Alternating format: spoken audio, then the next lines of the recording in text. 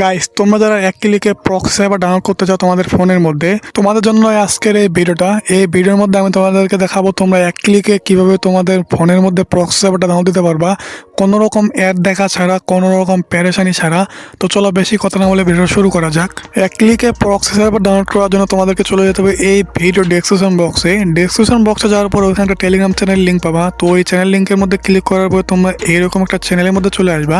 তো এরকম চ্যানেলের মধ্যে চলে আসার পর এখানে একটা পোস্ট দেখতে পাবা এবং নিচের দিকে তাকালে দেখতে পাবা যে লেখা আছে প্রক্সি সার্ভার ডাউনলোড লিঙ্ক এবং তার নিচে একটা ভিডিও দেওয়া আছে। তো ওই ভিডিও লিঙ্কের মধ্যে আমি এই ভিডিওটা দিয়ে দিব। যারা এই ভিডিও দেখবে না, অন্য কোনো ভিডিও দেখে আসবে, তাদের জন্য আর কি এই ভিডিওটা কাজে লাগবে। তো যাই হোক, এখন ডাউনলোড করার জন্য যে কোনো লিঙ্কের মধ্যে ক্লিক করবা।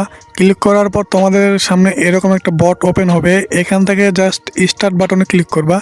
স্টার্ট বাটনে ক্লিক করার পর তোমাদের সামনে কিন্তু প্রক্সি সার্ভারটা কিন্তু চলে আসবে। এখন ওইখান থেকে তোমরা কিন্তু জাস্ট সিম্পলি ডাউনলোড দিয়ে দিতে পারবা। প্রতিবার তোমাদেরকে কিন্তু বট স্টার্ট করতে হবে না, একবার বট স্টার্ট করলে কিন্তু এরপর জাস্ট লিঙ্কে ক্লিক করলে কিন্তু তোমাদের সাথে প্রক্সি সার্ভারটা দিয়ে দিবে।